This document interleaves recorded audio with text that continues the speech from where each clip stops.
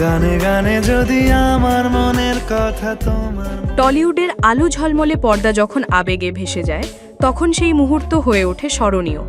আর এমনই এক অভূতপূর্ব দৃশ্যের সাক্ষী রইল ধূমকেতুর বিশেষ প্রদর্শনী, যেখানে দেব অভিনেতা নন বরং এক আবেগী মানুষ হয়ে ধরা দিলেন আমাদের সামনে। শুভশ্রীর সঙ্গে তার পর্দার মুহূর্তগুলো যেন স্মৃতির ঝাঁপি খুলে দিল এক দশক পর। 23 অগস্ট শনিবার এক বিশেষ সন্ধ্যায় প্রেমিকা রুক্মিণী মৈত্রকে সঙ্গে নিয়ে ধূমকেতুর স্পেশাল স্ক্রিনিংয়ে হাজির হয়েছিলেন দেব। প্রেক্ষাগৃহে তখন দর্শকদের উচ্ছ্বাস, করতালিতে মুখর পুরো পরিবেশ। আর ঠিক তখনই সিনেমার শেষ দৃশ্যে শুভশ্রীর সঙ্গে দেবের কোলাজ ভেসে উঠতেই চোখের কোণ ভিজে উঠল। হাজারো দর্শকের সামনে আবেগ আর ভালোবাসা যেন একাকার হয়ে গেল। এই মুহূর্তে উপস্থিত দর্শকরাও থেমে গেলেন।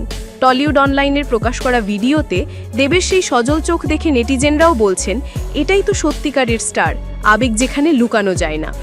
কিন্তু এই আবেগ শুধুই সিনেমার জন্য নয়, কারণ দেব শুভশ্রীর জুটি একসময় শুধু পর্দায় নয়, বাস্তব জীবনেও ছিলেন একে অপরের খুব কাছের।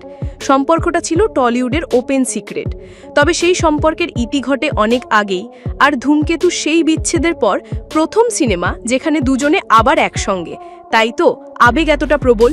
ট্রেলার লঞ্চ ইভেন্টে মুক্তির আগের দিন বড়মা মন্দিরে যেখানেই দেব শুভশ্রী হাসি মুখে একসঙ্গে ধরা দেন, সেখানেই যেন তৈরি হয়েছিল ইতিহাস।